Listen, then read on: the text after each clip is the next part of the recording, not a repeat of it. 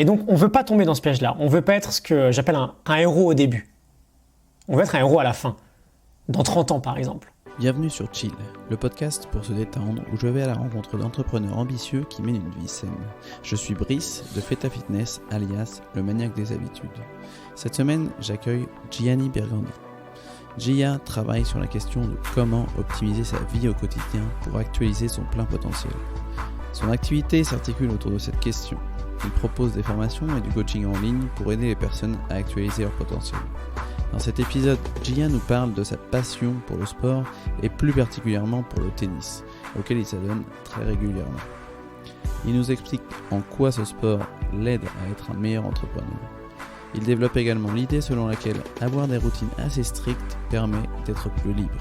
Ensuite, Gia nous affirme qu'il est préférable d'être un héros à la fin plutôt qu'un héros au début et nous explique ce qu'il entend par là. On évoque son passage à une alimentation contre-intuitive quand il s'agit de faire du sport d'endurance et comment il a cassé de nombreux mythes. Enfin, tout au long de l'épisode, Gia insiste sur l'importance d'expérimenter les choses par soi-même et nous invite à remettre en question ce qu'on pense être vrai.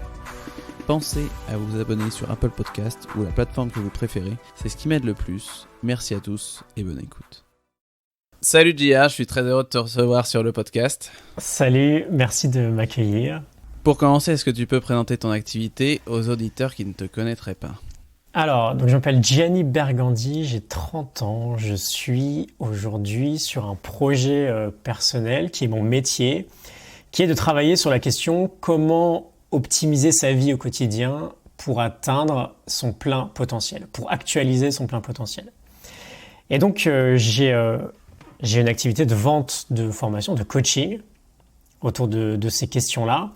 Et je crée énormément de contenu. J'ai près de 400 vidéos, j'envoie des mails quotidiens. J'ai plus d'une centaine de fiches de lecture aussi. La base de mon activité est finalement basée sur la lecture. Je m'enrichis au travers des autres. Je m'enrichis intellectuellement au travers des autres. De par la lecture. Ensuite, je retranscris, je partage tout ce que j'apprends à ma communauté. Ok, très bien. Et comment ça t'est venu tout ça ? Ça m'est venu, j'aime bien dire d'une façon assez banale, de ras-le-bol complet de ma vie de salarié. J'étais consultant, je travaillais sur des projets informatiques dans des banques. J'ai un diplôme d'ingénieur, j'ai bossé 4 ans et j'en pouvais plus parce que je détestais ce métier-là. Et j'ai commencé à me dire, ok, il va falloir que je fasse quelque chose de ma vie qui m'intéresse un petit peu plus. Et je me suis mis à découvrir certaines choses, à me lever un peu plus tôt, à mettre en place quelques routines matinales, à travailler un peu sur moi. Et donc ça, c'était il y a un peu plus de 3 ans maintenant. Et de fil en aiguille, j'ai développé une sorte de passion pour la lecture de livres de non-fiction. Et je me suis mis tout simplement à partager ce que j'apprenais.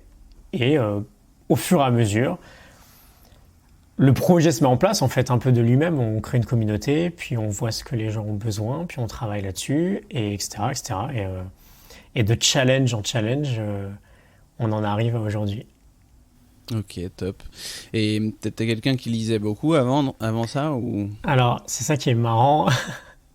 Avant d'avoir... Alors, ce shift, il a eu lieu quasiment autour de mes 27 ans.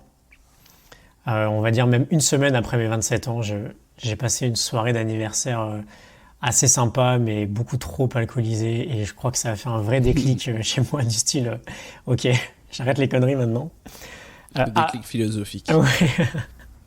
Avant mes 27 ans, honnêtement, j'avais dû lire 20 livres, quoi. J'étais pas du tout un bon lecteur. En fait, soit un sujet me passionnait et je pouvais lire le livre, soit c'était impossible pour moi, au bout de 3-4 pages, de rester dans la lecture, dans le sens où mon esprit s'évadait tellement que je sortais du livre. Et je devais à chaque fois revenir en arrière pour voir ce que j'avais lu, mais qu'en fait j'avais pas lu parce que j'étais un peu dans la lune. Et voilà, sur les 20 livres que j'ai lus, aucun livre scolaire bien sûr, et d'ailleurs tous les Harry Potter, que pour le coup j'ai adoré. Quelques livres sur la finance, à un moment où je m'intéressais beaucoup à la période de la crise des subprimes et tout ça. il y a 10-12 ans. Enfin, la période, c'est il y a 10-12 ans. Ouais. Cela dit, voilà, je n'étais pas du tout un bon lecteur et en fait, je me rends compte que je lisais des choses qui ne m'intéressaient pas forcément.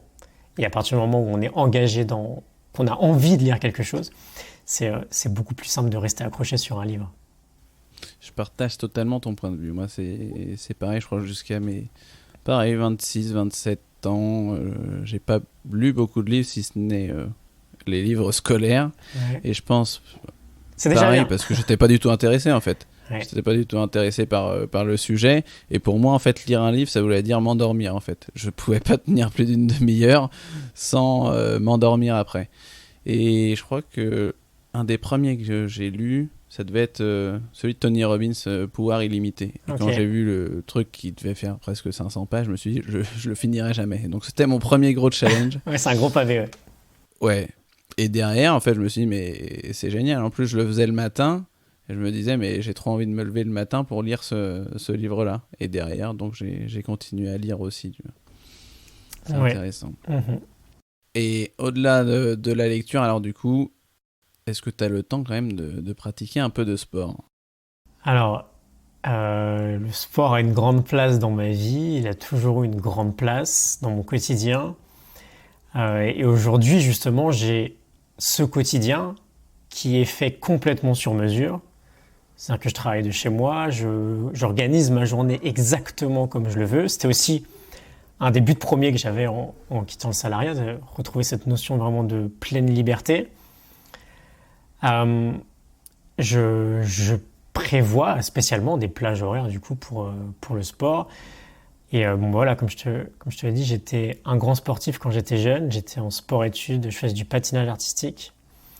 J'ai patiné pendant presque 12 ans. Je m'entraînais 25-30 heures par semaine. Donc voilà, c'était ma vie finalement. J'allais autant au sport qu'à l'école. Quand j'ai arrêté de patiner autour de 18-19 ans, je me suis mis à jouer au tennis. Et aujourd'hui, c'est ma vraie grande passion. J'essaye de jouer énormément. J'essaye de jouer selon après les dispos des autres aussi ou des coachs, mais j'essaye de jouer 5, 6, 7, 8, 9, 10 heures par semaine, quoi.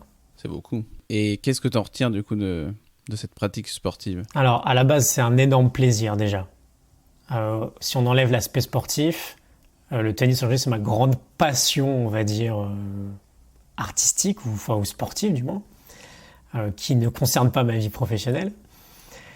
Et bon bah voilà, je suis heureux sur un cours de tennis, tout simplement. Donc plus je joue et plus je vais me sentir bien. Et d'ailleurs, pendant la période salariale que j'avais, c'était dommage parce que je savais que j'avais ce truc-là de... C'est pas un échappatoire, mais je sais que mon niveau de bonheur allait augmenter d'une manière brutale si j'allais sur un cours de tennis. Mais je prenais pas le temps pour aller jouer. Ouais. Puis voilà, d'une manière complètement contre-intuitive, je sais pas, on se trouve des excuses, une sorte d'auto-sabotage. Mais voilà, aujourd'hui, j'en retire énormément de bonheur de pouvoir jouer. Et surtout, j'en retire beaucoup d'énergie parce que voilà, c'est dans l'action qu'on trouve de l'énergie. Et ouais, c'est un sport que j'aime beaucoup, qui m'apprend beaucoup de choses, qui m'apprend à développer un peu. J'aime bien aller trouver dans chaque activité que je fais des connexions avec ma vie professionnelle d'aujourd'hui, sachant que j'ai quand même ma vie personnelle, ma vie professionnelle qui est très... Il y a une barrière très fine aujourd'hui. Mais j'aime bien me dire par exemple que voilà, le tennis, ça m'apprend aussi à prendre des décisions dans la vie de tous les jours. C'est un peu comme si je jouais aux échecs.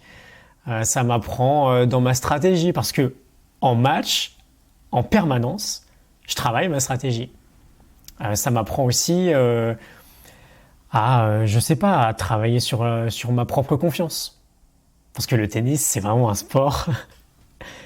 J'aime bien dire, alors tu m'excuseras pour l'expression, mais j'aime bien dire à la fin de chaque match que c'est vraiment un sport de merde.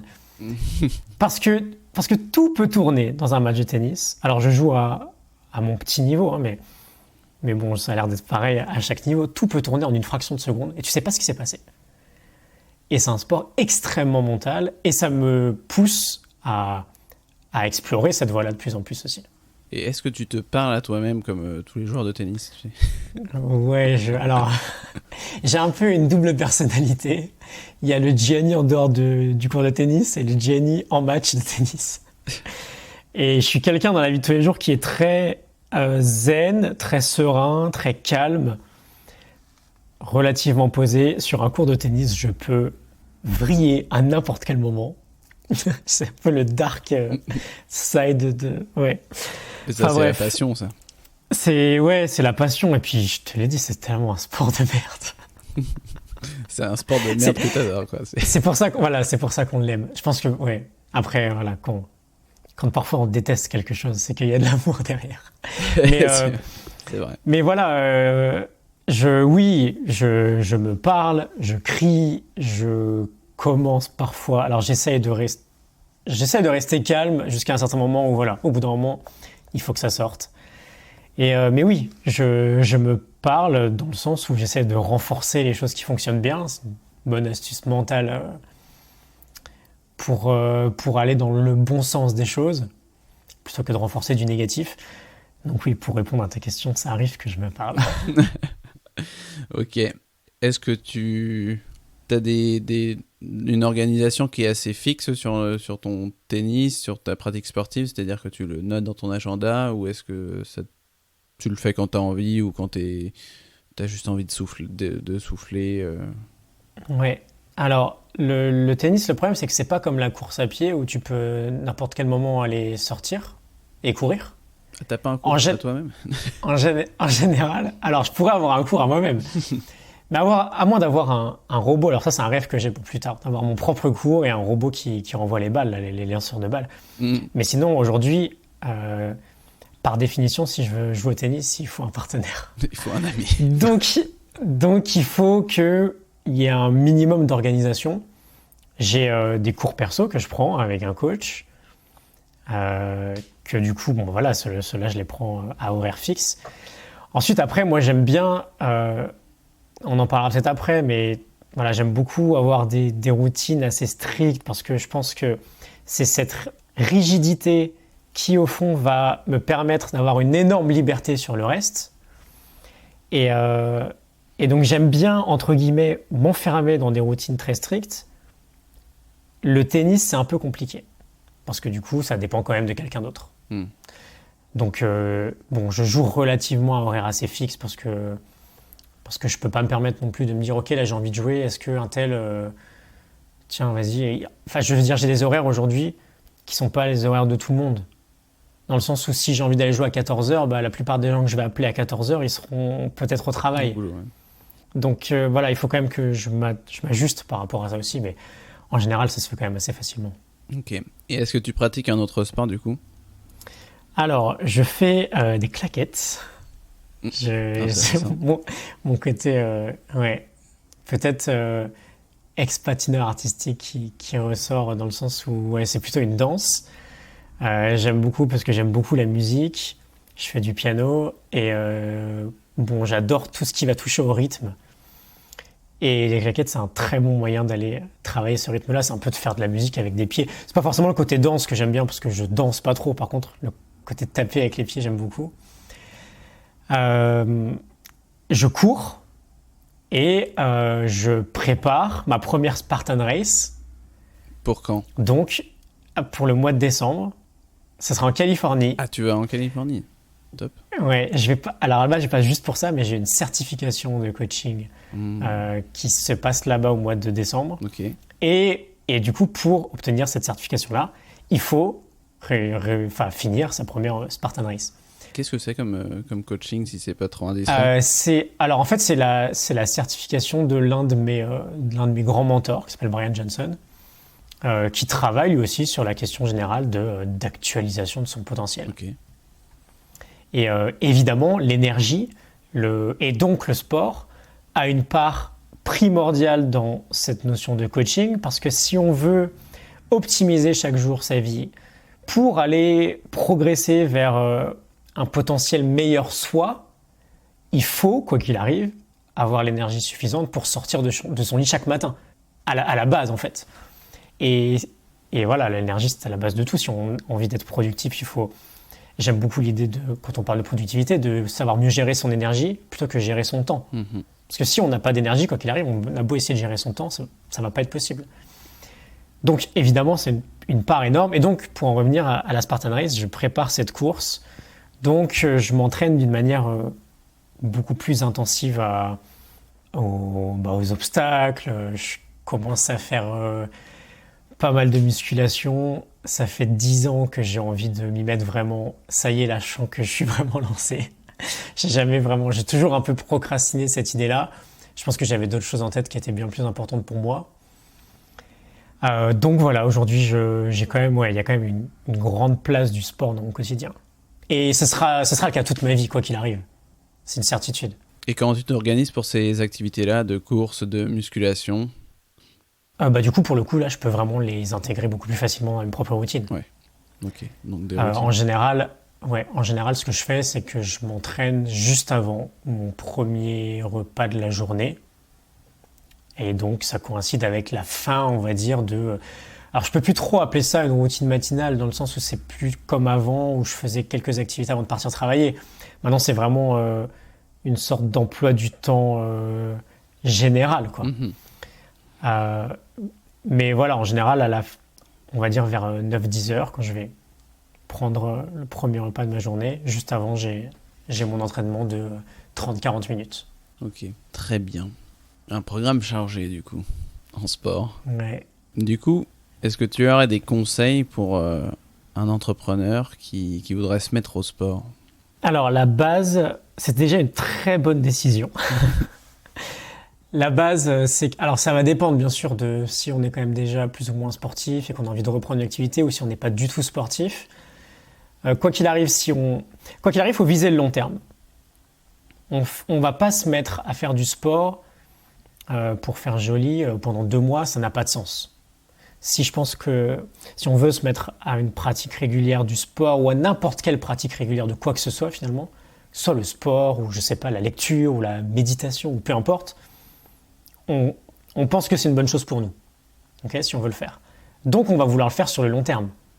On n'est pas sur une course de je vais le faire pendant 3 jours à fond puis en fait je vais m'arrêter parce que c'est un peu contraignant. Et si on veut viser le long terme, il faut vraiment évidemment essayer de construire une habitude autour de ça.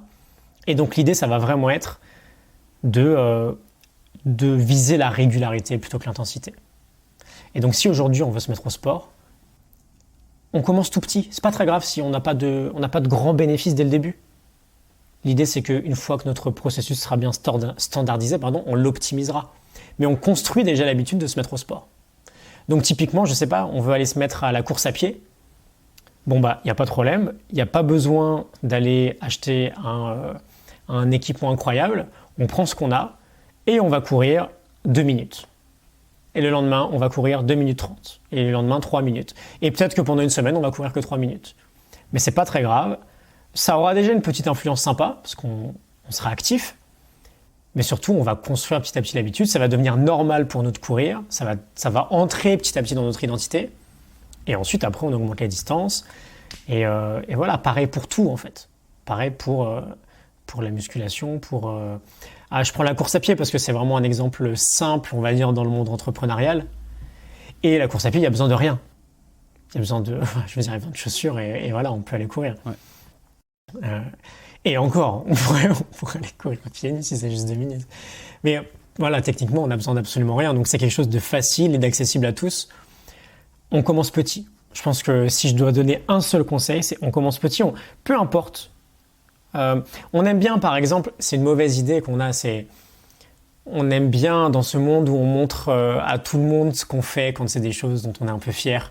On aime bien se dire, ok, je vais aller courir 1 heure et puis je vais mettre ma fiche Runtastic ou peu importe sur mes stories. Et, voilà, j'ai couru 1 heure, je suis fatigué, j'ai transpiré, c'est génial. Ok, mais le problème c'est que si tu fais ça, déjà le lendemain tu vas être complètement courbaturé, le surlendemain aussi. Donc pendant 2 jours après tu vas rien faire. Et puis ensuite, tu vas te mettre un peu en tête que du coup, aller courir, ça veut dire aller courir 1 heure. Et tu n'auras pas souvent envie d'aller courir 1 heure. Parce que peut-être déjà, tu ne trouveras pas cette heure-là. Mais surtout, tu seras peut-être pas motivé, quoi. Et c'est vrai qu'au début, les premières fois, on est super motivé parce qu'on a un peu l'excitation. Très rapidement, cette motivation-là, elle diminue. Et donc, on ne veut pas tomber dans ce piège-là. On ne veut pas être ce que j'appelle un héros au début. On veut être un héros à la fin, dans 30 ans par exemple. Et on veut se dire qu'ok, j'entame une pratique de la course, le chemin de cette pratique-là sur l'échelle de notre vie, il va varier bien sûr, c'est ce qu'on va arrêter, on va faire autre chose, mais peu importe, on se met au sport. On se met au sport pour la vie, parce que si on est persuadé que ça va être quelque chose de bien pour nous, on veut le faire pour toujours. Et donc on s'en fout d'être un héros au début, on s'en fout de courir 1 heure au début là, et de pas pouvoir le faire pendant une semaine. On va courir que 2 minutes. Et on n'en parle pas. De toute façon, on n'est pas très fiers, hein, vous et des autres, d'avoir couru 2 minutes, donc on n'en parle pas. Mais tant pis, on fait ça dans notre coin, on construit un peu cette habitude-là, et au bout de 3 mois, ça devient peut-être quelque chose de relativement normal, ou peut-être 6 mois, de, je sais pas, courir 20 minutes chaque matin. Et c'est quelque chose qui peut être très très bon. C'est très bien. Je partage complètement ton point de vue. Après, c'est compliqué à faire entendre aux gens, en fait, aux personnes qui veulent se mettre au sport et qui veulent avoir des résultats sur le court terme. Ouais, parce que le problème c'est ça. Excuse-moi, souvent on vise le court terme. C'est ça. Et on veut se remettre au sport. Là, on est par exemple, on est fin mai. On veut se remettre au sport pour l'été, pour le summer body. J'ai eu des propositions pareilles qui me disent dans 2 mois il faut que j'ai perdu 5-6 kilos. Enfin, c'est pas du tout mon approche non plus. Moi je vise vraiment le long terme comme tu le disais. Mais c'est difficile de leur faire comprendre que, en plus, ça sert à rien de viser le court terme parce que derrière, s'ils n'ont pas construit de bonnes habitudes, ils vont retomber dans les mêmes travers et ils vont encore faire le yo-yo, etc. Mais en fait, il faut. C'est un mode de vie. Oui, il faut arriver en fait à faire de ça un mode de vie et à prendre du plaisir, surtout sur le court terme en fait. Arriver à trouver du plaisir dans la pratique sportive, même si c'est que 2-3 minutes par jour, arriver à en retirer une satisfaction et je pense à trouver, au lieu de voir les résultats en termes de perte de poids, tu vas voir les résultats en progression. C'est-à-dire que tu vois que tu as progressé de jour en jour, et là ça va te motiver un peu plus que regarder ta balance tous les jours, et ce qui veut rien dire, quoi. Oui, et puis là, ouais, déjà ça veut rien dire. Puis là, tu prends l'exemple de la perte de poids, mais en fait, on peut le faire sur un aspect complètement général. Tout à fait. Aujourd'hui, j'ai fait 5 minutes de sport. Peut-être que dans l'heure qui va suivre, je vais me sentir un petit peu plus productif. Et vu que je suis déjà actif, je vais pas avoir envie de rien faire. Je vais me mettre un peu à travailler. Et du coup, ces 5 minutes de sport-là, rien que ces 5 petites minutes sont déjà bénéfiques. Et voilà, il faut réussir à sortir une petite récompense de cette toute petite pratique. Ça peut être juste aussi la fierté de se dire ok, c'est bon, je coche ma case aujourd'hui, j'ai fait mes 5 minutes de sport. Et c'est pas grand chose, ça se trouve j'ai juste fait le tour du pâté de maison, quoi. Mais c'est pas grave, j'ai fait mes 5 minutes, j'ai été présent. C'est vrai, c'est très important de répondre présent. Ouais. Voilà, j'ai fait mon job aujourd'hui, j'ai coché la case et c'est déjà quelque chose de très sympa. Et quand j'aurai coché 300 cases, même si c'est des cases de 4-5 minutes, j'aurai un apport sur le long terme qui sera beaucoup plus bénéfique que si j'ai coché une case d'1 heure et puis qu'après j'ai pu arrêter parce que je me suis fait une tendinite, quoi. J'ai pu continuer, parce que j'ai fait... je me suis fait une tendinite. C'est exactement le même principe que tu as suivi pour ta chaîne YouTube. En fait, c'est exactement ça. J'ai fait une vidéo par jour pendant 1 an. Des vidéos relativement courtes parce que je voulais être sûr de pouvoir le faire chaque jour. Cela dit, chaque jour, j'ai une vidéo qui est sortie. Aujourd'hui, c'est la même chose avec mes mails. J'envoie un mail chaque matin. Je sais qu'il y a un mail qui sort chaque matin et je suis présent chaque jour. Et l'idée, elle est là, elle est dans la régularité. Et la régularité, on va s'éloigner un peu du sujet, mais ça crée quelque chose de formidable, ça crée de la fiabilité aux yeux des gens. Parce qu'on sait ce qu'on va attendre de toi. Et on sait qu'on peut te faire confiance. Et quand tu vas courir 5 minutes tous les matins, là je te prends un exemple par rapport à mes vidéos. Je sais que tous les jours, les gens attendaient de moi une vidéo, ils savaient ce qu'ils auraient. Mais là, si on reprend l'exemple du sport, si toutes les 5 minutes, tous les matins, je vais courir, je crée cette fiabilité, non pas envers les autres, mais envers moi-même. Et mine de rien, j'augmente aussi la confiance que j'aurai en moi, parce que je sais que je vais tenir cet engagement-là, de tous les jours faire mes 5 petites minutes de sport. Et mine de rien, on s'en rend un peu compte là en en parlant, ça crée des répercussions énormes rien que sur son ressenti général. Tout à fait. Et C'est vrai que je trouve que d'avoir un minimum à faire par jour et de le répéter, soit par jour, mais de le répéter assez souvent, c'est très important. Si ce n'est même que faire 10 pompes par jour, même si tu vas en faire 10, 15, 20, 30 parce que tu es en forme, tu te dis qu'au minimum, j'aurais fait 10 pompes par jour, c'est déjà en fait une grosse victoire et tu sais que tu renforces ton identité de sportif et c'est très important d'avoir un minimum, je trouve, à faire. Exactement. Et tu auras fait presque 4000 pompes à la fin de l'année. C'est ça. Ouh, il a fait le calcul. Ça va, c'est pas un calcul trop difficile, la table de 10. Ouais, mec, bravo, c'est un beau calcul. Ouais. Ok, tu as parlé un petit peu de tes routines, très brièvement. Oui. Est-ce que tu peux m'en dire plus sur tes routines, que ce soit morning et evening, ou comme tu l'appelles maintenant, plutôt ton agenda? Ouais. Alors, j'aime bien me lever relativement tôt. C'est jamais forcément le même horaire parce que aujourd'hui je me lève sans réveil. C'était aussi l'un de mes buts premiers quand j'ai quitté le salariat, c'est de me dire, je pense pas qu'on soit codé génétiquement pour avoir besoin d'une alarme qui nous sort du lit. De toute façon, c'est quelque chose qui a été mis en place avec l'industrialisation, hein. Donc j'aime bien ce petit retour à l'idée de me dire, ok, je me lève sans réveil. Et ensuite, après, c'est relativement simple. Ça fait un peu plus de 1200 jours maintenant que je fais ma petite séance de méditation. Je fais un petit peu d'exercice juste pour me mettre en action et je bosse. Et donc j'ai une période, on va dire, de deep work, de travail profond, d'une heure et demie, 2 heures chaque matin, où je travaille sur mes lectures, sur mes résumés de livres et sur mes créations de formation. Et ensuite, il est déjà 8-9 heures, assez facilement. Je fais ma séance de sport et je vais déjeuner. Ok. Sachant qu'on est sur une sorte de routine, quoi qu'il arrive, qui est vraiment évolutive. C'est-à-dire que s'il y a des jours où j'ai envie de faire d'autres choses, je fais d'autres choses. J'aime bien juste avoir cette base assez stricte une fois que l'habitude est vraiment ancrée, on l'exécute sans trop de réflexion et ça nous permet de chaque jour, quoi qu'il arrive, on avance sur ces sujets-là. Et pour revenir à l'idée de la rigidité, c'est justement cette rigidité-là qui me permet d'être libre sur tout le reste de ma journée. Parce que quoi qu'il arrive, je ne suis pas stressé à l'idée de me dire « faut que je fasse ça, faut que je fasse ça ». J'ai déjà un minimum très sérieux qui a été fait. Et je suis beaucoup plus libre de me dire « ok, un tel m'appelle tout à l'heure là, pour aller faire un tennis, je vais faire un tennis ». Et c'est une liberté que j'aurais peut-être pas si j'avais pas autant de rigidité sur mes routines. Et du coup, alors, quand je dis que c'est très évolutif, c'est que c'est une constante expérimentation, quoi qu'il arrive.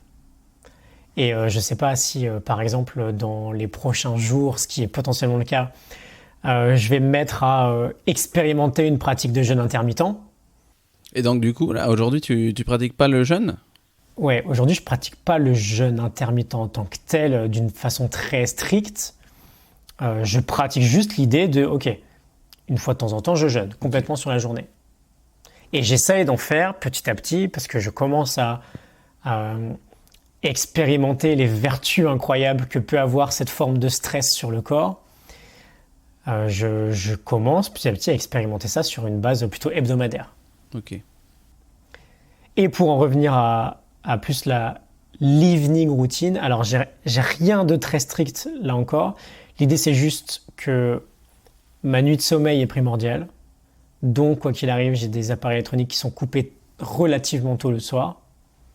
Et donc ensuite ça va être assez variable. Soit on passe un temps sympa en couple, soit voilà, je prends un livre, soit je me mets au piano, soit peu importe. L'idée c'est que le soir, quoi qu'il arrive, c'est un moment où il n'y a plus d'input. Okay. Il n'y a plus de données extérieures qui rentrent dans le cerveau.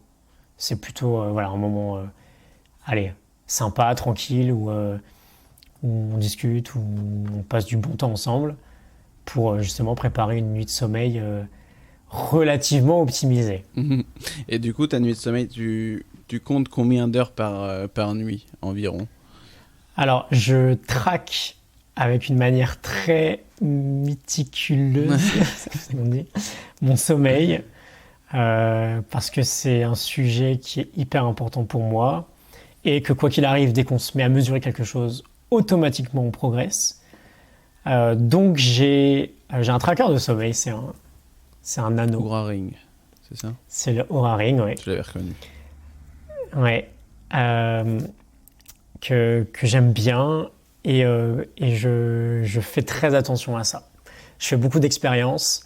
Je sais pas si ce sera tout le temps comme ça, mais j'ai quand même, surtout cette année, une forte tendance à beaucoup expérimenter sur le sommeil, c'est-à-dire que je vais prendre beaucoup de notes, je vais beaucoup documenter ce que je fais par exemple en soirée et voir si je peux trouver une corrélation avec mes datas sur le sommeil. Mais oui, je dors quand même relativement beaucoup. Je suis complètement dysfonctionnel si je ne dors pas 7 heures la nuit. J'aime bien avoir un planning assez équilibré, donc quand même de me coucher, de me lever quasiment aux mêmes horaires. C'est juste du bon sens finalement, c'est de suivre son rythme circadien qui est lié au rythme jour-nuit. Bon bah voilà, j'essaie de faire attention à tout ça parce que je sais que mon niveau juste de bien-être sur ma journée, je parle pas forcément de productivité ou d'état moral, mais juste vraiment mon niveau global sera bien plus supérieur si j'ai une bonne nuit de sommeil. Okay. Et il y a aussi le fait que la bonne nuit de sommeil entraîne la bonne nuit de sommeil, entraîne la bonne nuit de sommeil, etc. etc. C'est vraiment un cercle vertueux. Et j'aime pas trop... par exemple, ça va m'arriver que je vais avoir des soirées... je sais pas, là par exemple, dans 2 semaines, je fête mon anniversaire à l'appart. Je fête mes 30 ans, on va être 30, 40, je sais pas. Ça va être n'importe quoi. Je sais que je vais aller me coucher à 4-5 heures du mat. Et je sais que ça va foutre en l'air 4-5 jours. Ouais. Quoi qu'il arrive. Comment tu fais dans ces cas-là? J'accepte. Je choisis la soirée, là. Donc je choisis, c'est ma responsabilité. Donc j'assume. Et je sais que j'ai la petite contrepartie de mon côté un peu geek sur le sommeil qui va en prendre un coup. Bon, c'est comme ça. Par contre, je sais aussi que j'ai appris petit à petit à... si j'ai pas entre 7 et 9 heures de sommeil, il faut que je rattrape.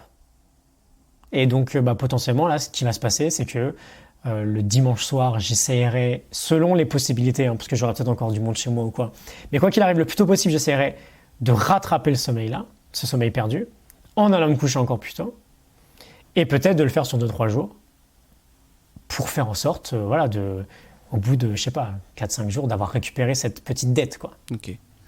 Et donc, du coup, tu te réveilles sans réveil, ou est-ce que ta bague Oura Ring te réveille avec une vibration? Non, alors la bague ne communique pas. Elle communique pas? Okay. C'est pas comme un bracelet qui va t'envoyer une petite vibration. La bague ne communique qu'avec l'électronique. Ok. Donc en fait le matin je l'enlève, je la remets sur son support parce que du coup j'ai pas le Bluetooth dessus parce que voilà j'ai pas envie d'avoir tout ça dans ma chambre. Mais du coup je récolte mes données le matin même, mais la bague ne communique pas. Donc non, j'essaye vraiment de faire en sorte de pas avoir besoin de réveil. Si jamais un matin j'ai un impératif et que j'ai absolument besoin d'être réveillé, je le mets en backup au cas où. Okay. Après avec le temps. Ouais, avec le temps, c'est quand même très facile de créer cette habitude-là aussi de pouvoir se réveiller quasiment à la même heure chaque jour, quoi. Moi, j'ai abandonné un peu mon réveil depuis décembre. Depuis décembre, pareil que toi, j'en avais marre de me réveiller avec un réveil électronique, avec mon iPhone. Et j'ai investi, ma copine a investi pour moi dans de la luminothérapie. Ouais. Parce que sinon je me lève pas quand même aussi tôt que ce que je le voudrais, et puis quand c'est en hiver en fait il n'y a pas de lumière pour venir me réveiller, et c'est beaucoup plus dur en hiver. Ouais. Et je trouve que ça a bien fonctionné vraiment, ça simule l'aube et tout ça, et vraiment sur moi ça fonctionnait bien. Je me réveille mieux avec plus d'énergie. Et c'est vraiment top.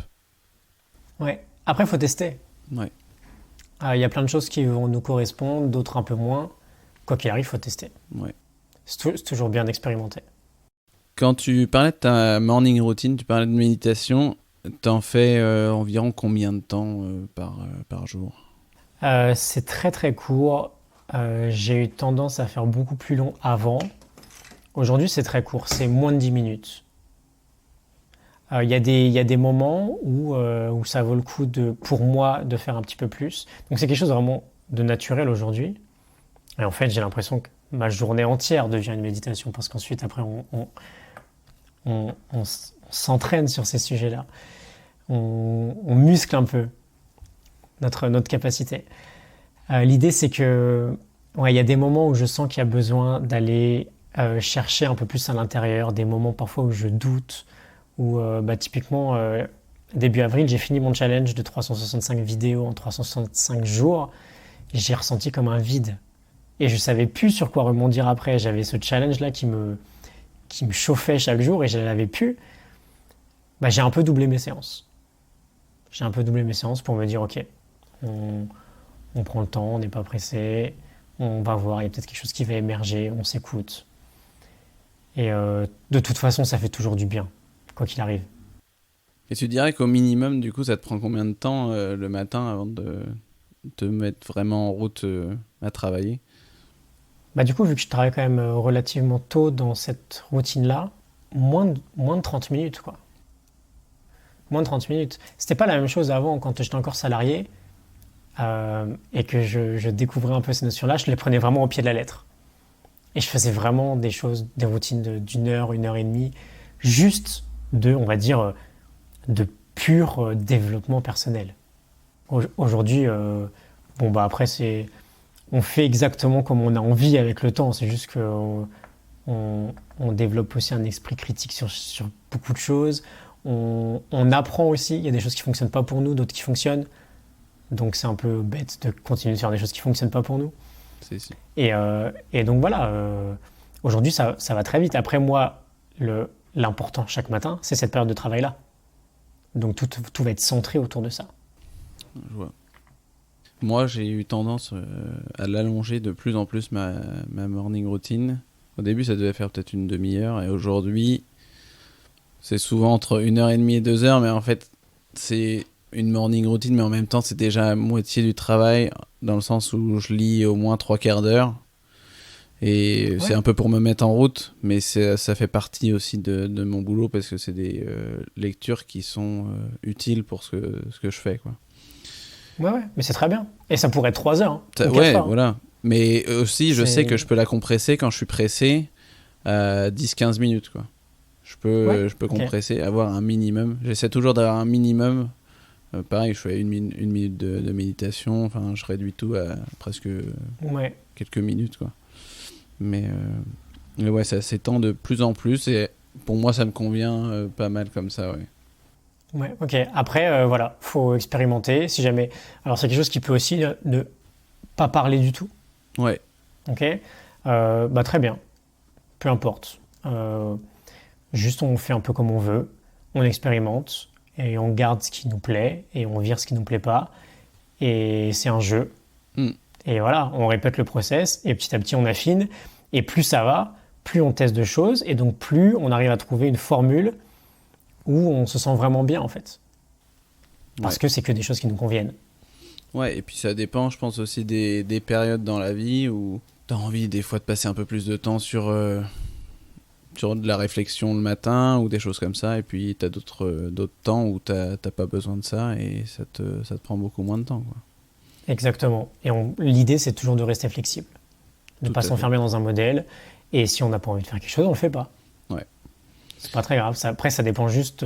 Faut faire gaffe avec ce type de phrase. Ça dépend juste du niveau après de discipline qu'on arrive à développer. Parce que si chaque jour tu te dis j'ai pas envie, je le fais pas, en fait. Laisse tomber parce que tu fais rien. Ça sert à rien. Ouais. C'est vrai. Est-ce que tu as une curieuse habitude ou une chose inhabituelle que tu adores? Alors, il y a quelque chose qui fait beaucoup rire. Qui fait beaucoup rire ma copine, qui fait beaucoup rire les gens qui sont là chez moi le soir. C'est qu'à partir d'une certaine heure, je mets des lunettes. Ok. qui filtrent la lumière bleue, des lunettes qui sont oranges. C'est encore un truc de geek, ça, pour le sommeil.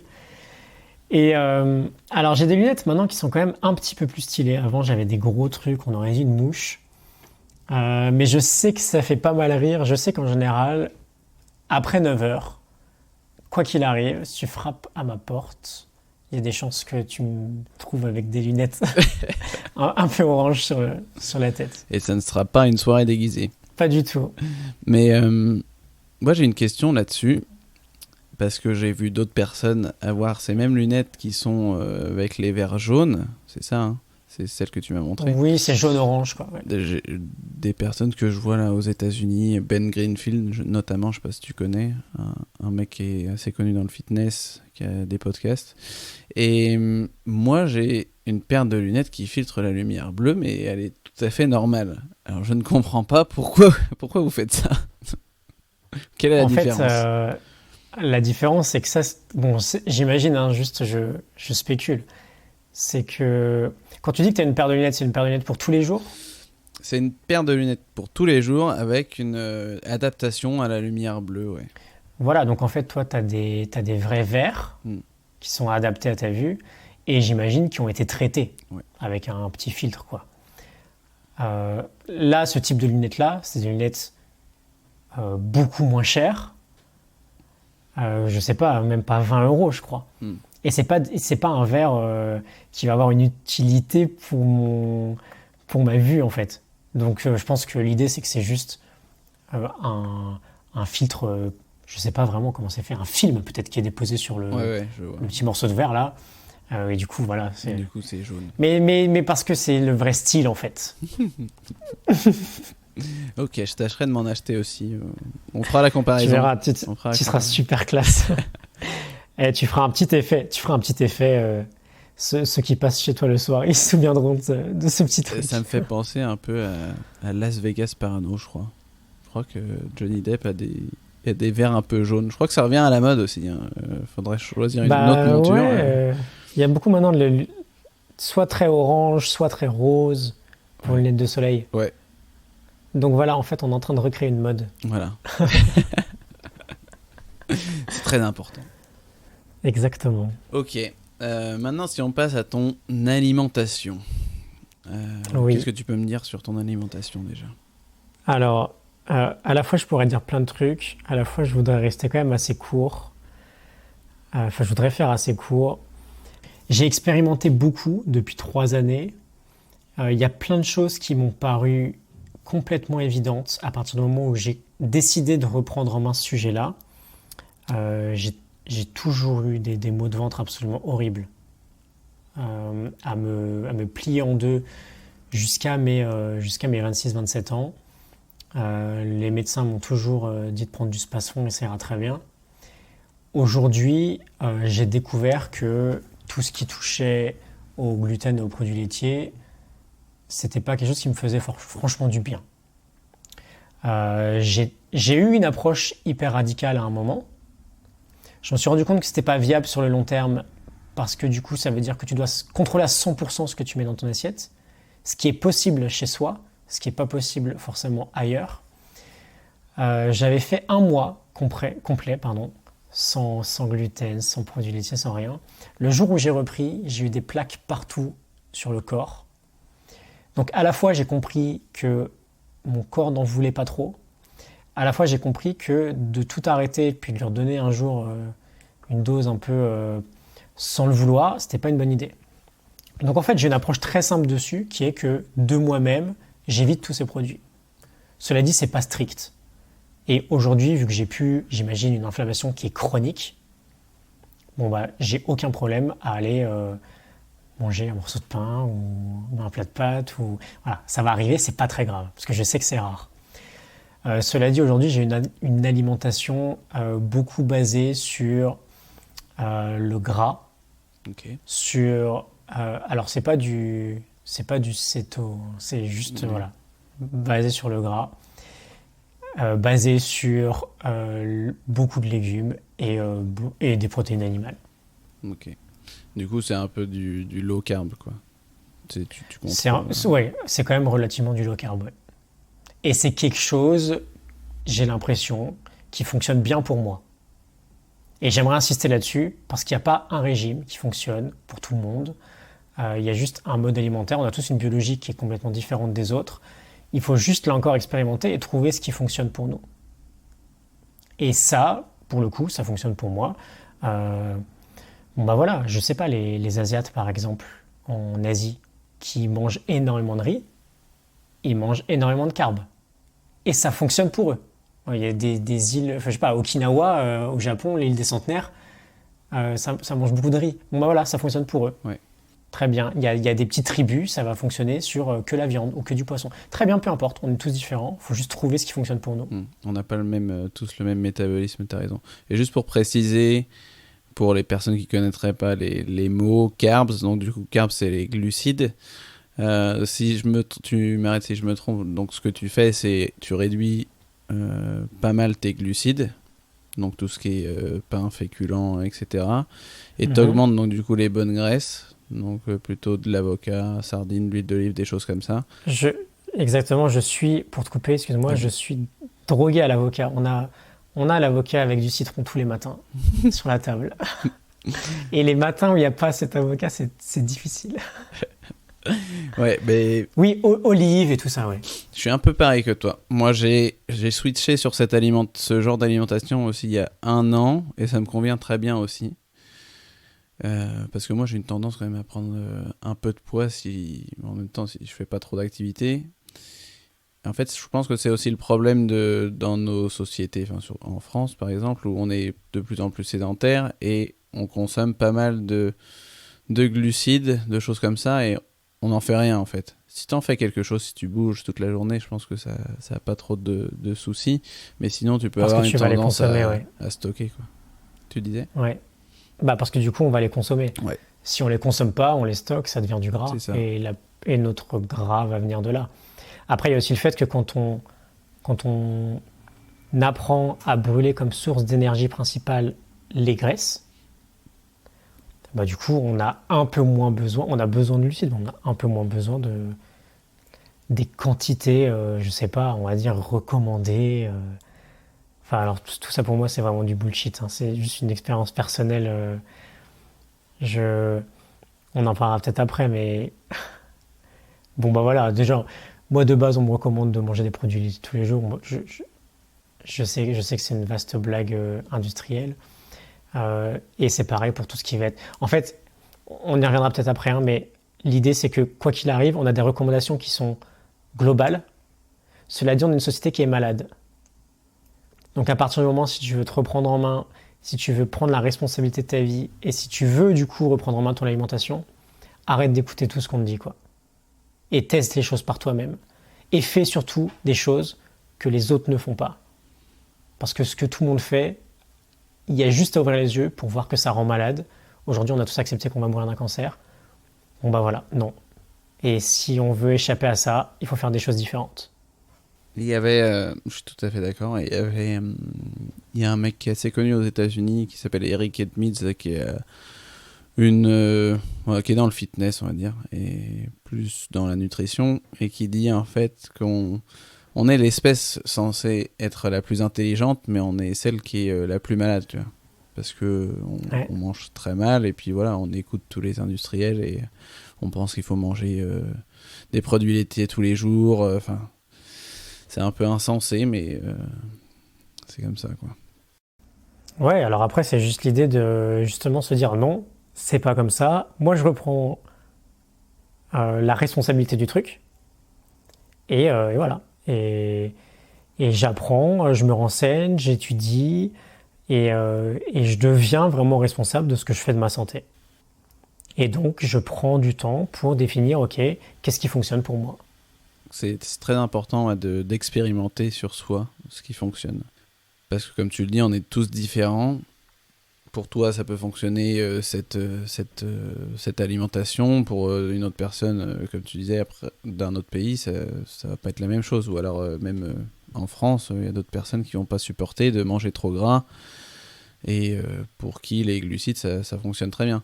Et ce qui est intéressant, c'est que tu fais quand même un sport d'endurance comme le tennis, où là, on te recommande justement de manger beaucoup de glucides parce que c'est des efforts qui sont assez longs. Et je suis intéressé d'avoir ton point de vue là-dessus, vu que tu manges plus de graisse et moins de glucides.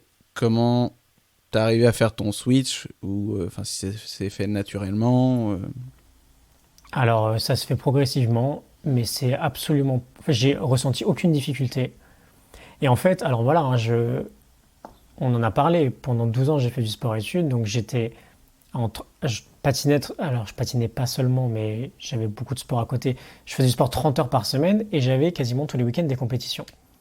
Donc, autant te dire, et c'était il y a 20 ans, donc autant te dire que le coup de mange des pâtes avant le sport, je l'ai entendu toute ma vie et je l'ai appliqué toute ma jeunesse. Aujourd'hui, voilà, j'ai une approche complètement différente qui est même en fait inverse, de ne pas consommer de glucides avant le sport et qui fonctionne beaucoup mieux pour moi. Et au bout d'un moment, quand tu fais ce genre d'expérimentation, ça y est, tu ouvres un peu les yeux, quoi. Tu te dis merde, en fait, ça te fait tout remettre en question, tu vois. Et ça te fait juste te dire, ok, je vais croire ce qui fonctionne pour moi. Et je vais croire ce qui vient de ma propre expérience. Parce que tout le reste, potentiellement, c'est juste du bullshit. Et en fait, la nutrition, c'est très simple de le comprendre. La nutrition, c'est une science qui est extrêmement jeune. Donc aujourd'hui, on peut prouver tout et son contraire. C'est exactement comme si, aujourd'hui, j'ai un peu l'impression, ça va peut-être être un peu dur par rapport à certaines personnes, ce que je vais dire, mais de faire confiance à un nutritionniste aujourd'hui, c'est exactement comme si on faisait confiance à un chirurgien il y a, je sais pas, il y a 200 ans, quand on était au tout début de la chirurgie. Je comprends totalement. Tu vois ce que je veux dire? Parce que c'est une science tellement nouvelle. Et ça me fait rire, il y a des nutritionnistes des fois qui veulent me donner des conseils, ils font 30 kilos de trop. Et non, ça marche pas comme ça, je suis désolé. Bien sûr qu'il y en a qui peuvent nous dire des très bonnes choses, qui apprennent comment, je sais pas comment cette science fonctionne, mais en général, j'ai l'impression que quand on étudie la nutrition, on oublie beaucoup le fait que chaque corps humain est différent, chaque métabolisme est différent, qu'une calorie n'est pas égale à une calorie, donc qu'une calorie de glucides n'est pas égale à une calorie de lipides. Et donc en fait, une calorie, c'est une calorie dans le vide, parce qu'on va brûler quelque chose et ça va dégager le même nombre de calories, mais notre corps, c'est pas du vide. Et donc c'est pareil, quand on va te dire, il faut absolument que tu aies, un apport de 2500 kilocalories par jour. Alors excuse-moi, au niveau des chiffres, voilà, Vas-y. Peu importe, je balance juste un chiffre comme ça. Mais quand on va te dire ça, mais en fait, c'est du non-sens complet de s'arrêter à ce chiffre-là. Parce que tu pourrais du coup te dire, ok, c'est bon, je vais faire 3 litres de coca et j'ai mes 2500 calories. Tout à fait. Alors que tu pourrais à la base te dire, ok, dans ce cas, je vais me faire, je sais pas, 10 avocats pour avoir la même chose. Mais en fait, ça n'a pas de sens. Ça n'a pas de sens, parce que tu peux te faire tes 2500 calories par jour, si c'est pas des bonnes calories, c'est des calories mortes, comme tout ce qui va venir de beaucoup de glucides malheureusement, pas les glucides qui sont naturels, mais toutes les glucides raffinés, transformés, tout ça c'est mort, donc en fait ça ne t'apporte rien, et ça ne t'apporte quasiment pas d'énergie. Et aujourd'hui, ça y est, de plus en plus on commence à parler de tout ça, mais c'est bien la preuve qu'on en est au tout début des découvertes sur la nutrition.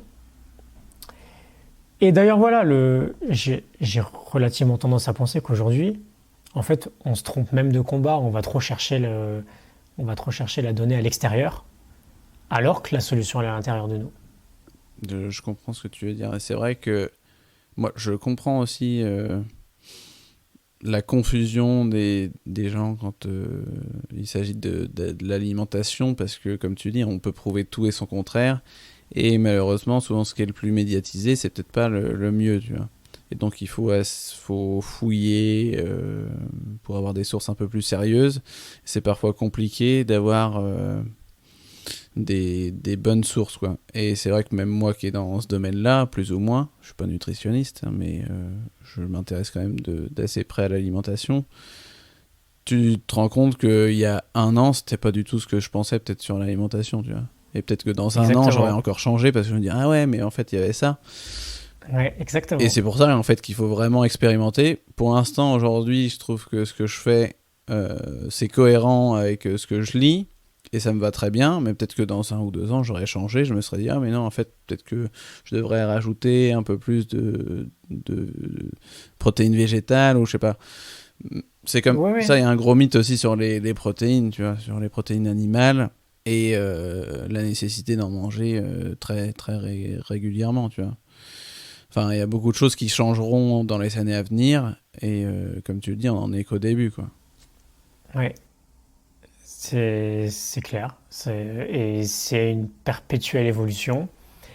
Et rien que de se reprendre en main là-dessus, bah, c'est déjà faire un grand pas. De toute façon, c'est simple aujourd'hui. Là, par exemple, ça fait, je sais pas, ça fait plus de 2 ans que je regarde pas la télé. Enfin, à part du cinéma, je ne regarde rien je sais pas comment dire, de les chaînes et tout ça, tu Mm. vois. Bon, bah, quand tu sors de ça déjà, bon, bah, tu peux penser par toi-même. Parce qu'on ne te balance pas 15 000 vérités que tu vas pas remettre en question ou 15 000 publicités qui vont te faire comprendre que, en fait, c'est comme ça que ça marche. Bon, bah, rien qu'en sortant de ce moule-là, bah, ça y est, tu peux quand même découvrir certaines choses, puis tu peux prendre conscience de certaines choses, et tu peux aller croiser quelques sources, et après tu peux expérimenter et te faire ton propre avis. Et à partir de là, il y a tout qui change. Ouais. Il y a tout qui change. C'est comme là, j'ai toujours eu une frousse absolue. Alors, depuis que j'ai arrêté de patiner, j'ai eu. Alors, j'étais beaucoup dans le froid quand j'étais jeune, mais depuis que que j'ai arrêté de patiner, pardon, j'ai toujours eu peur du froid, dans le sens où je supportais pas avoir froid. Euh, bon, bah, j'ai découvert il y a peu les bains glacés, et, et ça y est, j'ai cassé une peur juste avec un bain glacé. Parce que je me dis non, en fait, c'est bon, c'est pas si terrible que ça. Et c'est la même chose avec l'alimentation. On essaie de nouvelles choses, on voit que ça fonctionne, et on ouvre les yeux, on se dit, ah bah tiens, en fait, il y a peut-être quelque chose à creuser là. Parce que ça a l'air de fonctionner pour moi. Et puis on m'avait dit de pas le faire, mais en fait, en faisant ça, je suis pas malade. Mm. Ou je suis moins malade. C'est comme, là, t'en as parlé très brièvement, là, du jeûne intermittent. C'est un peu la même chose, tu vois. Il y avait un gros mythe sur le fait que le petit déjeuner, c'est le repas le plus important de la journée. Et aujourd'hui, le jeûne intermittent, enfin, depuis quelques années surtout, enfin, mais peut-être 10 ans aux États-Unis, ça se développe. Et ici, en France, peut-être depuis 4-5 ans. Et encore aujourd'hui, là, ça commence à exploser un peu plus, et on se rend compte que finalement, ça a tout un tas de bénéfices, tu vois. Et d'ailleurs, bah, j'avais une question là-dessus, donc je vois que tu t'intéresses de plus en plus au jeûne intermittent, et pour quelles raisons? Pour des raisons simples que j'ai commencé à comprendre que c'est en laissant mon corps au repos qu'il pouvait faire ce qu'il avait envie de faire avec les déchets, de les éliminer comme il avait envie de les éliminer, de faire, je sais pas, de faire son job en fait. Et que quand on lui donne tout le temps de la nourriture, on lui rajoute tout le temps du boulot, on lui rajoute tout le temps, je sais pas, des piles de documents à Il en traiter, a marre. Il en a marre. et il en a marre. Et c'est devenu une évidence pour moi, de par mon propre chemin. Il faut que bien sûr chacun remette en cause tout ça et se l'approprie et fasse ses propres recherches et ses propres expérimentations, mais c'est devenu de plus en plus évident pour moi que bah, plus on allonge cette phase de repos, en fait, plus on se fait du bien. Et il y a plein de mythes autour de ça, de se dire, ok, on peut, on peut à la fois pratiquer le jeûne et ne pas non plus perdre 15 kilos. On peut continuer en travaillant sur vraiment le, le fonctionnement de notre corps, en étant intelligent sur le fonctionnement de notre corps. Alors moi, j'en suis au début de mes découvertes là-dessus et de mon expérimentation là-dessus, donc c'est pas un sujet. Peut-être que dans 1 an, on pourra en rediscuter et ce serait complètement différent. Enfin, j'aurais beaucoup plus avancé. Mais voilà, l'idée, c'est que on fonctionne tous d'une manière différente et il y a plein de choses qu'on nous met dans le crâne. Bon, bah, de base, si on nous met dans le crâne, je pense qu'il faut le remettre en question. Parce qu'on en revient au même principe. De base, ça fonctionne pas. Et aujourd'hui, qu'est-ce qui se passe? Non seulement on considère que le petit déjeuner, c'est le plus important, Mais en plus, on mange des conneries monumentales au petit déjeuner. Et donc, on fout notre corps dans un bordel pas possible dès le matin. Donc voilà, après on y revient toujours, on revient toujours au même point, il faut expérimenter. Et il faut se faire son propre chemin. Et je pense qu'à partir du moment où on a envie de vivre, et je parle bien de vivre, hein, parce que je pense pas qu'aujourd'hui, les gens ils se rendent compte que dans la situation actuelle des choses, ils vont très vite arrêter de vivre. Parce que quand tu as 50 ans, tu chopes un cancer, bah, c'est quand même beaucoup plus difficile. Si on veut vivre, il faut vraiment s'attacher à prendre soin de tout ça et à se documenter là-dessus, juste à se reprendre en main sur ces sujets-là. Parce que tout ce qu'on nous dit, on a la preuve vivante dans notre société que du coup ça fonctionne pas. C'est vrai. C'est beau. Je bois tes paroles. C'est beau. Je voudrais revenir là sur ce que tu as dit sur le froid. En fait, tu as surpassé un blocage, tu disais, sur le froid. Et donc, du coup, j'ai vu sur YouTube que tu avais fait un bain glacé. Et Ouais. est-ce que c'est quelque chose que tu vas renouveler ou que tu vas pouvoir introduire dans une de tes routines, le froid, ou comment tu comptes Alors, y prendre? c'est quelque chose que je vais renouveler, ça c'est sûr. Je suis juste, alors là, je viens juste de me mettre à tout ça. Je suis juste en train de voir comment je peux le faire d'une manière simple. Parce que, bon, bah, techniquement, je suis en appart, j'ai pas de jardin, j'ai pas la possibilité d'installer un grand congélateur chez moi et de le transformer en baignoire à glace. Euh, L'eau d'ailleurs qui sort de ma douche quand elle est au plus froid possible, elle est pas si froide, elle est relativement tiède. Ouais. Donc ça me demande, si je veux faire un bain glacé, de refroidir énormément. Ça veut dire d'avoir beaucoup beaucoup de glaçons. Ça veut dire de se procurer ces glaçons-là. Donc voilà, je suis juste en train de mettre en place tout ça. J'ai quelques petites idées. Je peux aller à Picard chercher des glaçons. Je peux aller chez le poissonnier à la fin récupérer de la glace. Il y a plein de choses à faire là, mais juste je suis en train de mettre ça en place. Cela dit, donc euh, ça va très vite venir. Bon, bah, du coup, la douche froide, même si je suis pas à 0 degré, là, la douche froide, c'est quotidien, 2 fois par jour maintenant. Alors ça fait 55 jours à peu près, et c'est 100% adopté. Et c'est quoi ton process pour la douche froide, du coup? Et bah, le process, c'est que tu allumes le robinet du froid et tu vas sous la Tu douche. le fais comme ça? Et voilà. Alors l'idée, c'est que faut y aller progressivement, juste, sur ce qui est relativement supportable pour nous. Au début, on peut commencer par juste mettre le froid à la fin. C'est trop dur de rentrer dans le froid. Et puis progressivement, on augmente la période de froid. Et maintenant, aujourd'hui, pour moi, c'est devenu très simple de rentrer dans le froid directement. Mais c'est parce que j'ai aussi... mon corps s'habitue petit à petit. Et tu restes du coup combien de temps sous ta douche froide? Bah, du coup, ça va quand même beaucoup plus vite. Parce que tu t'éternises pas. Ouais. Mais je sais pas, une minute, 1 minute 30. Et c'est déjà pas mal. Enfin, après, c'est juste que, quoi qu'il arrive, t'as pas envie de t'éterniser. C'est pas non plus quelque chose qui est ultra confortable. Moi, j'ai testé en décembre les douches froides, parce que c'est un domaine aussi qui m'intéresse beaucoup. Et Ouais. j'ai commencé par un petit challenge où je me suis dit, allez, je le fais pendant 30 jours, et vraiment que du froid, où j'y allais le matin, douche froide, et là, donc j'y allais par les pieds tranquillement, je remontais, je me suis dit, oula, putain, là, c'est froid. Et ça, j'ai réussi à le tenir 30 jours, mais tu vois, ça allait pas tenir pour moi. Et donc après, j'ai découvert une autre méthode, toujours là par Ben Greenfield, où lui, du coup, il fait plus du chaud-froid. En fait, il fait 5 minutes de 20 secondes de froid, 10 secondes de chaud, et tu le fais 10 fois. Et ça fait 5 minutes. Ça a à peu près les mêmes bénéfices que la douche froide où tu restes 1 à 2 minutes, et je le trouve un peu plus simple.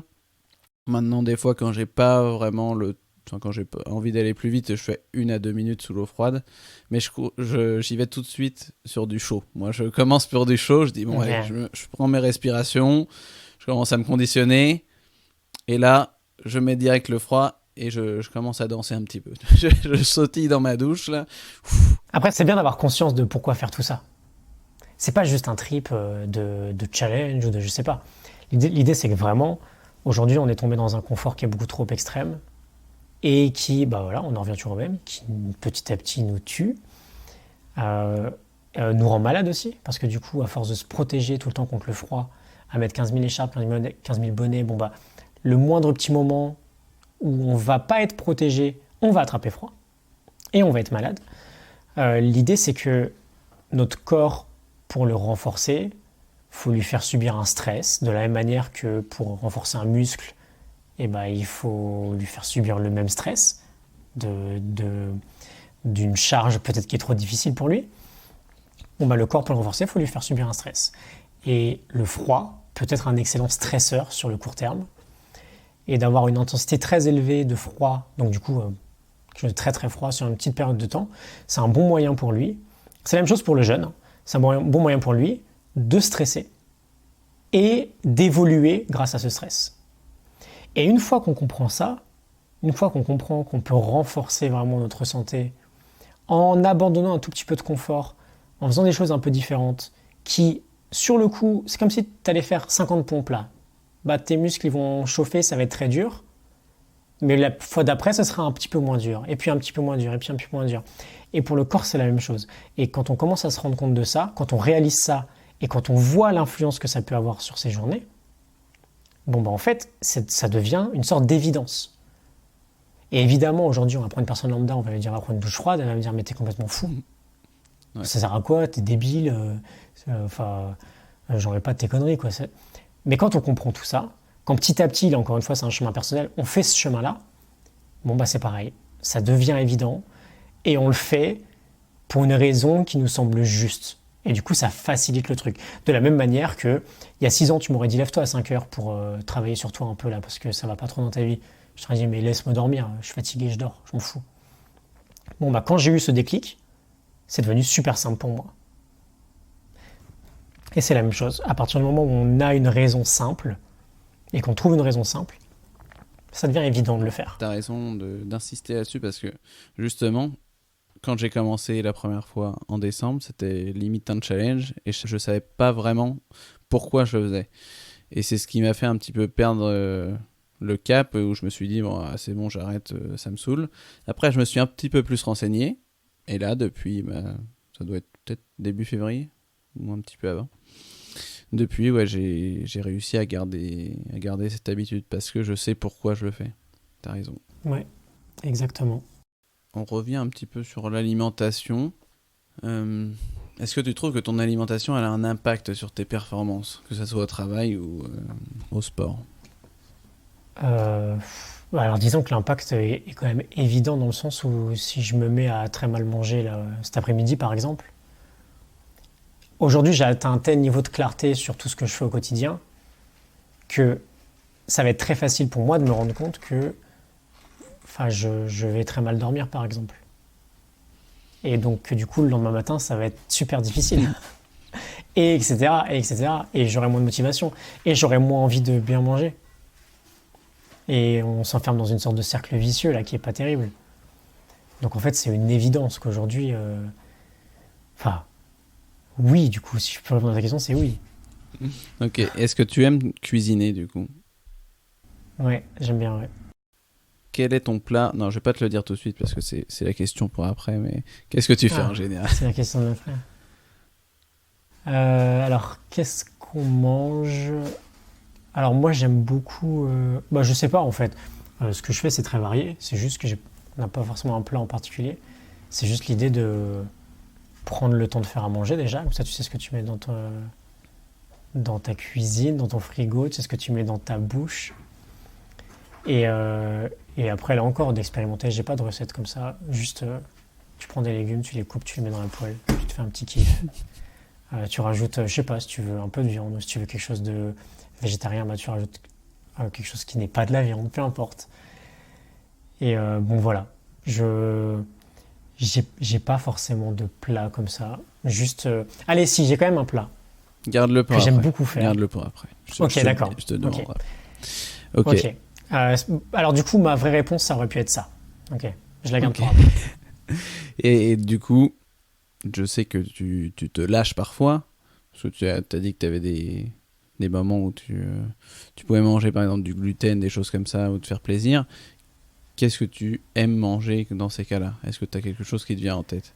Alors, c'est assez marrant parce que disons que le plat craquage aujourd'hui, ça serait un plat que j'aurais considéré comme complètement normal avant. Mais je pense que ouais, le vrai kiff, on va dire le plat forcément avec, enfin ouais, vraiment le kiff. Alors pas forcément de gluten, hein, je sais pas forcément ça avec le plaisir, mais ça va être un truc très simple, juste des pommes de terre à la poêle avec, on va dire, je sais pas, c'est vraiment exceptionnel hein, parce qu'on mange quasiment pas de viande rouge, mais une bonne petite bavette quoi.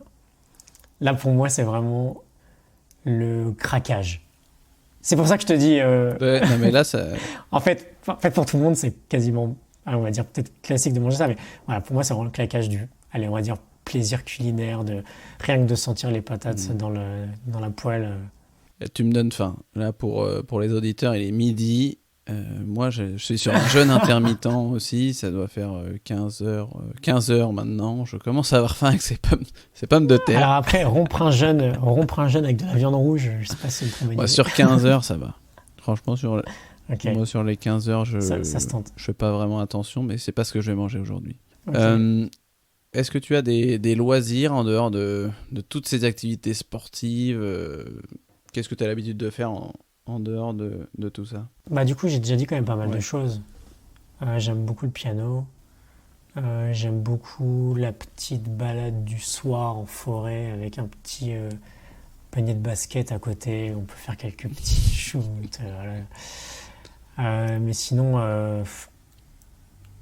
ma vie est devenue relativement simple finalement. J'aime beaucoup le basket. Tu le dis en tant que loisir, j'aime beaucoup suivre le basket, Ok. on va dire. Je suis beaucoup la NBA. C'était très dur avant, parce que vu que j'en avais rien à faire de tout, et que les matchs c'est la nuit, bah, je regardais les matchs toute la nuit. Maintenant c'est beaucoup plus simple, dans le sens où c'est hors de question pour moi de briser mon sommeil pour ça. Cela dit, ouais, j'aime beaucoup ça. On va passer aux 3 questions de la fin. Ouais. Donc du coup, tu as commencé à révéler à moitié la recette que tu aimes préparer ou le plat dont tu ne laisses jamais. Au début, je voulais te dire quand même que ça allait être la petite, on va dire, le petit passage d'avocat citron le matin. Parce que ça, je ne m'en lasserai jamais, c'est sûr. Après, cela dit, je fais un plat très simple que j'aime beaucoup faire, qui est très joli avec des belles couleurs. C'est une sorte de salade très très simple avec juste des pousses d'épinards que je coupe vraiment en tout petits morceaux, des tomates, des olives, des noix, du basilic et ensuite des œufs. Et ensuite, je rajoute soit du thon, j'aime bien, soit du poulet que je prépare avant. Et des avocats, bien sûr. Évidemment. Et je pense, parce que ouais, ça met une très belle couleur. Et là, avec ça, en général, je suis très bien. Je mets beaucoup d'huile d'olive. Et le fait de pouvoir changer, je sais pas, du thon, du poulet, peu importe ce que tu ajoutes, ça varie un peu le goût. Et ça, c'est vraiment, on va dire, le plat coup de cœur, salade, gros gavage. Et tu mélanges un peu? Tu mélanges tout ça ou... Ah oui, c'est Ok. en vraie salade, quoi.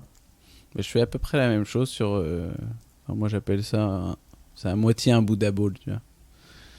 Ouais. Bah, c'est à peu près la même chose. J'ajoute du houmous en plus. Un peu de tahini par-dessus Ok. pour rajouter un peu plus de gras, tu vois, de bon gras. Tu vois. Ouais. Tahini, c'est de la crème de sésame pour ceux qui connaissent pas. Ouais, j'ajoute des fois des courgettes, enfin des choses comme ça, mais j'aime bien cette idée de pousses d'épinards et compagnie. Là. Ouais, c'est la petite base Alors après, il faut aussi varier les feuilles, hein. Mais de feuilles, avocat, tomate, olive, ça c'est vraiment ma base. Enfin, je sais pas si je fais une salade sans ça, franchement. Je valide. Ok. Et est-ce que tu as un film que tu pourrais regarder tous les jours? Alors, je pourrais pas le regarder tous les jours parce que ça me prendrait beaucoup trop de temps. Mais je pourrais le regarder volontiers. Très régulièrement. Très régulièrement. J'adore Gladiator. Ok. Et pourquoi? Parce que j'adore les musiques. Je suis un grand fan de Hans Zimmer. J'adore la musique. J'adore l'époque. Ça a été mon plus grand rêve d'aller au Colisée à Rome parce que voilà, c'est une période qui m'a toujours fasciné. Et j'aime beaucoup l'inspiration qui se dégage de ce film, quoi. Ok. Donc c'est toujours un gros shot même de motivation, quoi. Ça sera un petit peu long pour te motiver si tu devais le regarder à chaque début de match. C'est un peu compliqué, ouais. Ok, très bien. Pour finir, est-ce que tu as une anecdote en rapport avec le sport ou l'alimentation ? Je pense que le truc qui m'a le plus marqué vraiment, c'est le fait de pouvoir guérir de mes maux d'estomac quasiment d'un mois à l'autre en ayant juste, enfin je sais pas, un mois après m'être intéressé au sujet, bah ça y est, j'ai pu guérir parce que j'ai changé des choses dans mon alimentation. Et j'avais un problème qui était chronique, qui est le cas de beaucoup de personnes aujourd'hui, que j'ai pu régler vraiment très rapidement en mangeant moins de gluten, en mangeant moins de produits laitiers. Ok. C'est rien de foufou, je sais pas ce que je peux Non, mais dire. c'est très bien. J'ai cassé une raquette de mon dernier match de tennis. Ça m'a fait plaisir sur le coup de le faire, tellement j'en avais besoin. Non, voilà. Ok. Je pense que c'est très bien. Très bien. Bon, bah, pour terminer, Gia, est-ce que tu peux donner aux auditeurs les liens vers lesquels ils peuvent te retrouver ? Ouais, alors juste avant, j'ai envie de finir sur ça parce que c'est vraiment mon credo en ce moment. On en a parlé tout à l'heure, mais cette phrase de Krishnamurti, c'est pas un signe de bonne santé que d'être bien adapté à une société malade. C'est beau. Donc de faire comme tout le monde aujourd'hui, quand on voit que tout le monde ça fonctionne pas, c'est pas forcément une belle idée de sagesse. Et je pense qu'à partir du moment où on te dit, c'est vraiment philosophie que je fais quotidiennement, que j'en ai fait quotidiennement, de l'idée de se dire, on me dit que c'est comme ça, on me dit que tout le monde fait comme ça, ou qu'il faut faire comme ça. Bah de base, j'aime bien tout de suite aller dans le sens opposé. Okay. Parce que d'expérience, il y a beaucoup plus de choses intéressantes à voir dans le sens opposé. Et sinon, pour me retrouver, alors j'ai la chaîne YouTube Gianni Bergandi, Giannibergandi, où il y a presque 400 vidéos maintenant. Ça va vite. J'ai le site internet où on peut venir télécharger toutes les notes de livres. Il y en a plus d'une centaine. C'est des fiches PDF assez sympa. J'ai voulu faire un petit design assez cool pour que la fiche soit agréable à lire.